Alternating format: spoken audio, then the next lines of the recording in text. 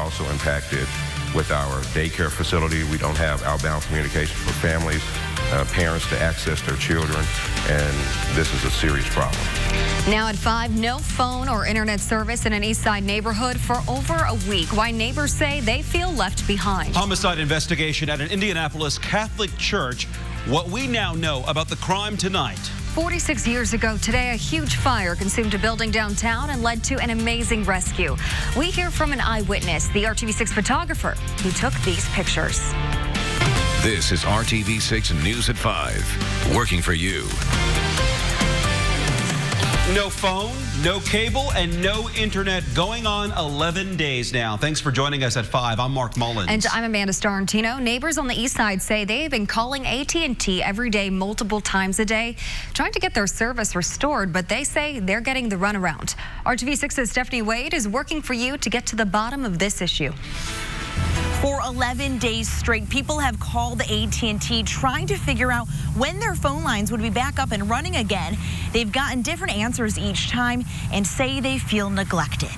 So now we're 11 days into it, and we received status yesterday that they're seeking permission to get access to a manhole. And to us, that does not sound reasonable, because if we were any other business, we think that the problem would have been resolved immediately, and it's not only affecting us, is affecting the neighborhood at large. After repeated calls to AT&T, a deacon at Mount Moriah Missionary Baptist Church in the Martindale-Brightwood neighborhood says they and other neighbors have been without phone, landline, or internet service for over 10 days. He says they were initially given October 30th as an estimated date of completion. Now that that date has come and gone, I think it makes us all feel as if we're less valued. Because, as I stated before, had this been probably one of your more affluent neighborhoods financially, I think it would have been resolved quicker.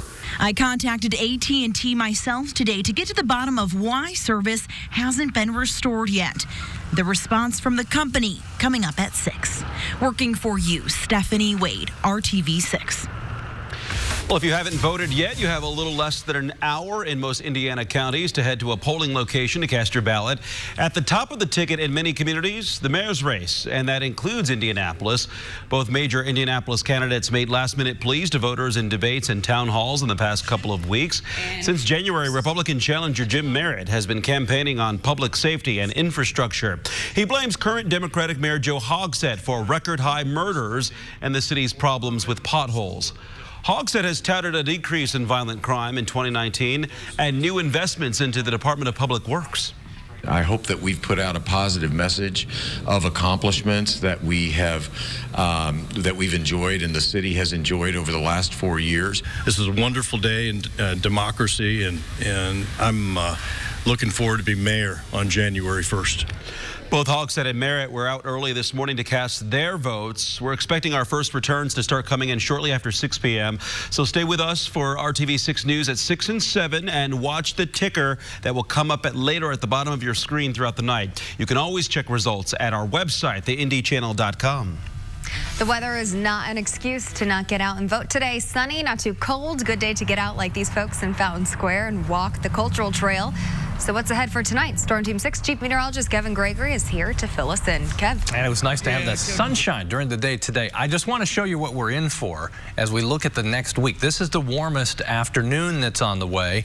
And look at the contrast. There's the coldest morning. I think we may have a couple mornings in the teens. I'll match these with the day of the week when I show you the 7-day forecast coming up. 44, that's current temperature in Peru. 4 degrees warmer in Indy. Temperatures right at 50 degrees. Down in Bloomington and Columbus, the Hoosiers open the basketball season tonight. We'll have more live from Bloomington.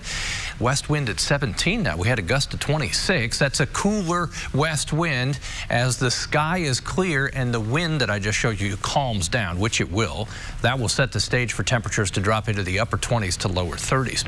Through the evening hours, temperature by 7 o'clock 43 will be in the upper 30s at 9 o'clock with mainly a clear sky. Here are your wake-up temperatures tomorrow morning at 31.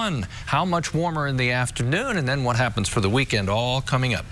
A homicide investigation is underway after a death at a Catholic church in Fountain Square in Indianapolis. Metro Police confirmed to RTV6 a woman was found dead Sunday morning in the Religious Education Center at St. Patrick Catholic Church on Prospect Street. Officers found Julie Morey on a couch, unresponsive, and she was pronounced dead at the scene. We have not received any information about how she died. Police are asking for your help in this case. If you have any information, contact Crime Stoppers at 317-262-TIPS. The superintendent of Wayne Township Schools posted these pictures online asking for your help in identifying this man. He's accused of breaking into Wayne Township preschool Sunday evening and taking multiple items. The school is on the 1100 block of South High School Road. The thief took staff members' personal items, food that was meant for students, and electronics. If you have any information, contact IMPD. A restriction on snakes is under consideration in a northern Indiana town where a woman was strangled by a python. The Oxford Town Council president believes it's almost unanimous that residents want limits on certain snakes. He spoke at last night's council meeting less than a week after a woman was found in an Oxford home with an 8-foot python around her neck. 36-year-old Linda Hurst lived 20 miles away but regularly visited the home where she owned about 20 of the 140 snakes, none poisonous. The home is owned by Benton County Sheriff Don Munson, who is a snake breeder. One council member says more information is needed before Oxford takes possible action. A shocking crime that appears based on hate. An Hispanic man in Wisconsin is now recovering from second-degree burns on his face after someone threw battery acid at him. The victim says before the attack, the suspect called him an illegal, but that is far from the truth. ABC's Trevor Alt has the latest details. Investigators in Wisconsin believe hate crime charges are warranted in the attack that resulted in second-degree burns on the face of Mahoud Villalaz. My son calls me today. Daddy, what happened with you? He was, I wanted to tell him, I'm some crazy guy did this to me. Villalaz is a U.S. citizen. He says Friday a stranger was mad his truck was parked in a bus lane. But even after moving the truck, the victim was confronted by the same stranger who was allegedly holding a bottle of what authorities believe was battery acid. He started arguing, why you came here and invade my country? Why you came here illegally? Sir, you don't know my status. I'm a U.S. citizen too. And he got mad when I told him everybody came here from somewhere else. This video, given to our Milwaukee affiliate WISN, shows the moment the man threw the acid in Villalaz's face, leaving burn marks and holes in his clothes, and Villalaz screaming in pain, unable to open his eyes. Milwaukee's mayor condemning the attack. What I saw was horrific. This is not something that should occur in this community. It shouldn't occur on this planet. And I never want to see anything like this again in my life. Milwaukee police say they've taken a 61-year-old man into custody in connection to this case. The mayor went on to say every elected official in the country should be condemning this attack. Trevor Alt, ABC News, New York. Another horrific crime, this one over a chicken sandwich. Police in Oxon Hill, Maryland are trying to identify a person accused of fatally stabbing a man who was cutting in line for a chicken sandwich at a Popeyes restaurant. Detectives believe 28-year-old Kevin Davis had been cutting in line for 15 minutes when another customer confronted him. That led to an argument where Davis was fatally stabbed last night. Popeyes resumed selling its popular chicken sandwich Sunday. There's been a frenzy about their return and the long waits at restaurants. Still ahead here on RTV6, November is Adoption Awareness Month. At 5:30 here, see the moment a woman reunites with her son 20 years after giving him up for adoption, and hear the message she has for others who may be struggling with an unplanned pregnancy. One of the most devastating fires in the city's history happened 46 years ago today. Tonight, a first-hand account from the RTV6 photographer who helped record this piece of history. And a dry day today, but the showers do return to my forecast. We'll focus on an increasing chance for showers early kind of Wednesday night into Thursday. More details on that coming up. For only $89. For on time. You may recall that we here at RTV6 are proudly celebrating our 70th anniversary this year as the first public TV station in Indiana. We went on the air on May 30th, 1949. And to mark the occasion, we talked with many former staffers who recalled some of their most vivid memories. We saved this one specifically for today. 46 years ago today, on the afternoon of November 5th, 1973, Indianapolis saw one of the most extensive and costly fires in the city's history. It happened downtown. The Grant Building on Washington Street between Meridian and Pennsylvania caught fire. Video of this historic fire is extremely rare, but RTV6 recently digitized about 3 minutes of film from the fire. It was shot by retired RTV6 photographer Lowell Davis. And while both he and the firefighters were doing their jobs, they helped save a man's life that day. The fire department is controlling this thing from the mayor's office in the city-county building because they could see right down on top of it practically, and they're up there with phones, so he's got shots of that. And then I think Dennis Malone, who was a reporter photographer, he goes up in a helicopter, so we got aerials. But when we were down there, I mean, it was so cold. It was just absolutely freezing. And we're down there getting pictures of the fire, and I look up, and here in this building is this old guy, probably about 80 years old, and he's waving, and he's trapped up there, with the fire. The fire is, on either side of him. And so we told the firemen, and so they sent guys up. They go over there, bust out the window, get him out, and lead him across the roof and then downstairs. And as soon as he came out the door, we were there. Wow. Yeah, it took more than 200 firefighters and nearly 4 million gallons of water to finally put out that fire. 15 buildings housing 84 businesses were impacted by the fire or water damage there. Just the extent of that and seeing those images and the flames so up high coming out of the windows. It's hard to wrap your mind around it. Yeah. That's the first time I've ever seen that video, and Lowell compelling sharing that story. You just think about how things would be different. So the gentleman that was trapped in that, bedroom or whatever that was, you'd be texting, calling, using doing all of these things. But in those days, Lowell spots him with the camera, and all good things happen. Okay, let's talk about the changes on our way through what will be a colder end to the week. But at least in the short term, we look to this. Temperatures tomorrow, warmest day of the week, warmest day maybe in weeks, because when we look beyond the 7-day planner, below average temperatures, well below average temperatures are on the way. Enjoy a 55-degree day tomorrow. Falling temperatures Thursday will be in the 30s for highs on Friday. We'll bounce back a little bit over the weekend. Just want to prepare you. I'm telling you now so you have time to get warmed up to the idea of high temperatures that will stay below freezing. Monday and Tuesday, low temperatures likely in the teens early next week. That would be the coldest of the season. There are your Monday and Tuesday anticipated high temperatures next week. Below freezing. That's more like December weather, certainly, than mid-November. It's even pushing January levels. Temperatures right now, 43 in Logansport, 48 in Anderson. Across central Indiana this evening, skies are cleared. The wind will calm down. It's been anything but calm through the day. We've had gusts over 20. 50 in Bedford and Bloomington, 50 also in Columbus. Say hello to Lexi, Ginger, and Abby. We've turned the corner, guys, from our Halloween costumes to a little holiday they're ready for season, Santa to visit. Right? So what they do is they get their stockings out. Then they'll leave them in place for their treats, things to be filled. Thanks for the picture. Temperatures in the low 40s drop into the 30s as we get later in the evening. Tomorrow, I think sunshine early in the day. We'll have some clouds, the breaks in the cloud cover, then clouds increase in the afternoon, eventually leading to some showers after sunset tomorrow night. There's the gray of the cloud cover first thing in the morning. As we get 1 o'clock to about 6, the clouds increase. There are some spotty light showers that develop. The wind tomorrow is the key to the warm-up. The wind out of the south, gusting to 20 miles per hour. It is a warm, strong south wind that brings in the temporarily warmer temperatures, and I stress temporarily because I showed you how temperatures fall off Thursday and Friday. Tomorrow, kind of king of the hill. Temperatures around all of central Indiana, closer to average for this time of year. Thursday, in the morning hours, a little rain, snow mix potentially. Temperatures don't really warm up. They'll fall through the day and be in the mid-30s by the time we get to the evening.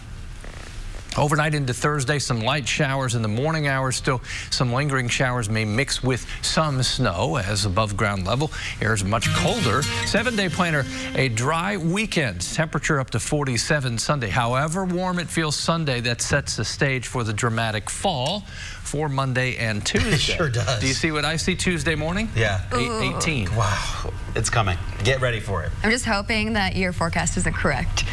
Hang on. I would never devil guess you like that. We're never wrong. The timing's just The timing is off, right? Exactly. All right, thanks, Kevin, for that. Well, what would Ray Haroon, the first winner of the Indy 500, think about this? Coming in 2021 to the Indianapolis Motor Speedway, driverless cars. Today, IMS and Energy Systems Network announced a 2-year, $1 million prize competition.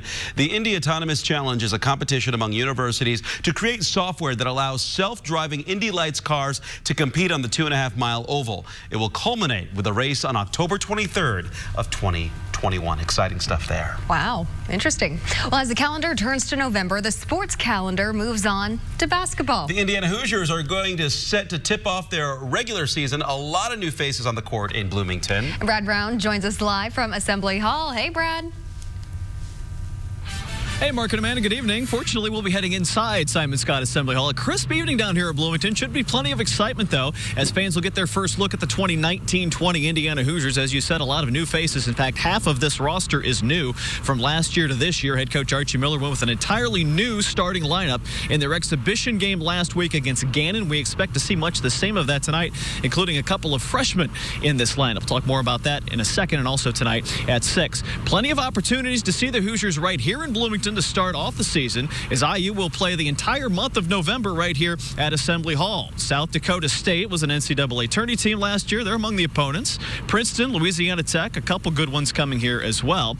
As we said, Archie's got a lot of new players in the mix. He talked yesterday about what his guys learned from last week's exhibition contest. And I think that's a big thing here in November, is how this team evolves chemistry-wise, development-wise. Is everybody, on the same page? Each game in, game out, are you seeing good production, even in little minutes or a lot of minutes? There's been, very few surprises. If they have been surprises, they've been on the positive. But each game, each week will present something different. And I'm confident, though, in this group and in our plan that we're 100% locked in. And I think our guys know that we have a ton of confidence in what we do that works. Among those new guys is freshman Trace Jackson Davis. And coming up tonight on the news at 6, we will talk about the latest Indiana Mr. Basketball that is playing here in Bloomington.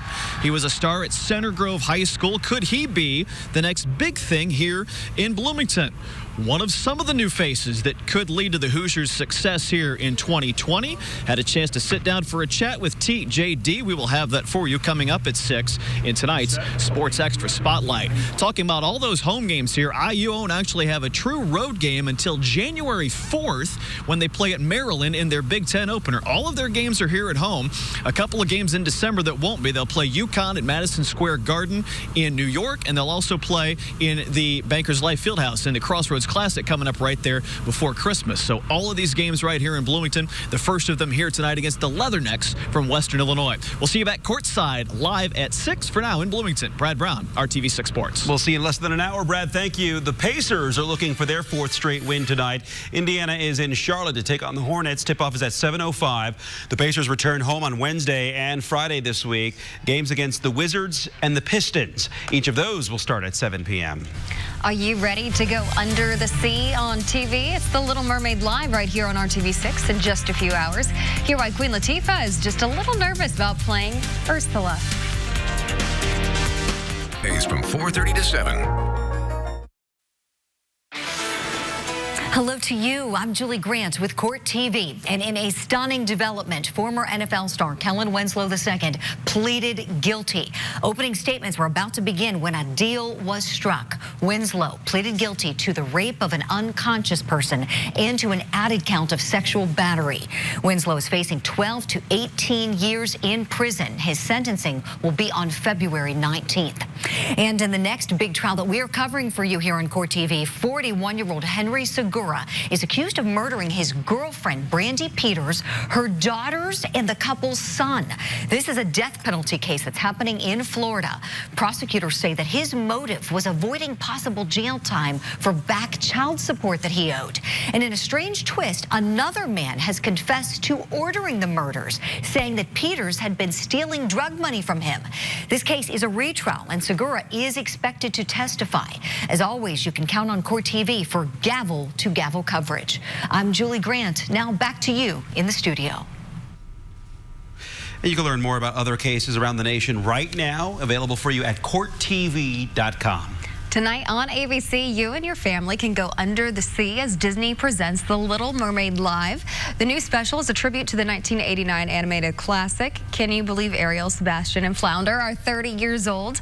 The Little Mermaid Live features a star-studded cast that will bring the underwater world of Ariel to life in a new way. You'll see the characters pop out and come to life. Working on all of the aerial choreography, not to be confused with Ariel's choreography. You're going to see things like sailors flying in nets, hoisted up in ropes, flying across the stage. Queen Latifah is a little nervous about filling Ursula's villainous tentacles. It is a very challenging song, so I'm terrified, of course. Those poor unfortunate souls, so sad, so true. I think it's a fun song. There's so much attitude. Oh, I love it. There are 12 live songs in this beloved animated classic. You can watch it all tonight at 8 here on RTV6. It looks awesome. It does look awesome. And let me know what you think. I think Ursula is misunderstood. She taught everything about what it is to be in a contract. Let me know what you think about that. I'm still an Ariel fan. All right, we will see tonight. Coming up on the news at 6, tracking election results. Plus, people pushing for change on the east side, the vision some have for the future. But first on the Now Indy, the 4 items you should never keep in your wallet. You're watching RTV6.